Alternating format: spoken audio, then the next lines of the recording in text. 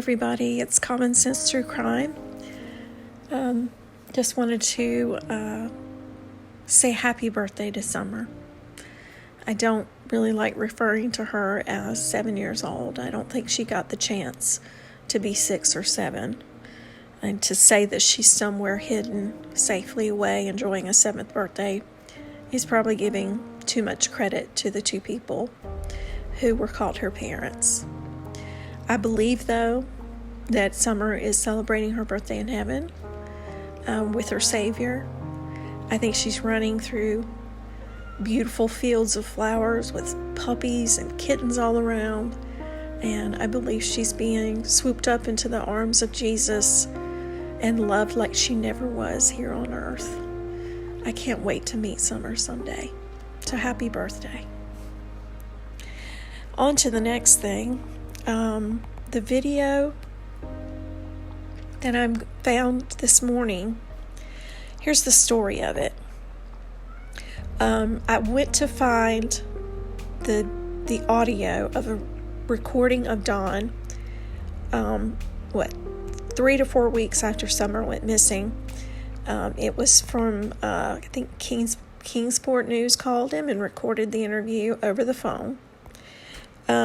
They said it was a good interview. I went looking for the statement about the resurrection, seer and the resurrection. And you know what? The part, I listened to the whole thing, and the part that I was going to edit out of it because I thought it was just Dawn rambling and really didn't relate to anything that was asked or said. And then I listened to it again and I thought, no, I think this has everything to do with what happened to Summer. I'm going to play it for you and then I'll come back and discuss it. Here it is. I guess this is probably, I don't know if this is something that has been on your family's mind, but you've got to kind of move on with the business of living. And I guess one of the things is your kids have to go back to school, and I was wondering if you all had given any thought to that, and if that's going to be if that's something that's going to be hard to do to take them back to school. Well, I mean, I don't know why, but they're dealing with it okay more than me, and they're doing a lot better than me and Candus are. Mm-hmm. Not why that is, but I don't know. Because when I was in school, one of our guys, one of the kids that was in school with us, bought his son a shotgun, and somehow it accidentally went off and killed his dad right in front of him. And we never did see that kid back in school again, but that was his daddy, though. There's a difference, I guess. But, I mean, maybe my kids are looking at it like, well, maybe God will bring her back, or I don't know. But statistically speaking, I mean, there's a good chance she's already dead if you look at it statistically. Mm-hmm. And I hate to think that. I love her with all my heart, but only God, if nothing else, I'll see her in the resurrection. As long as I keep the commandments and I do what I'm supposed to do, I'll see her in the commandments. Mm-hmm. If that's the case, Mm-hmm. In the resurrection. So what I'm hearing when I'm listening to this is it's not some random story he remembered about a child who was in school and then was never seen at school again. It's about what happened to keep that child out of school. We're talking about the boys going back to school, being able to handle going back to school. And he thinks, in his mind, he compares this to a child who witnessed his father dying right in front of him.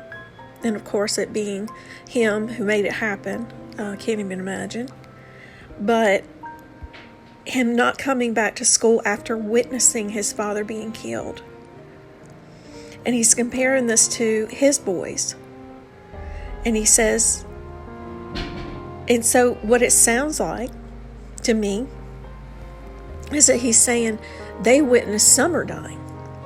Because he said, I guess there's a difference, there's a difference because this boy saw his father die, and this is their sister. I mean, there's going to be haters. I shouldn't use that word. I hate that word. There's going to be people who attack me and say this was reaching far. But I think it really fits in with the way Don tells things. It really matches the way he puts in truth, or he'll put in some odd things that give huge clues. And then other things there's a lot of lies mixed in. Why is he comparing his boys going back to school after Summer supposedly being abducted, comparing that to a child who witnessed his father dying? I'm thinking those boys witnessed Summer being killed. And there's a very good chance.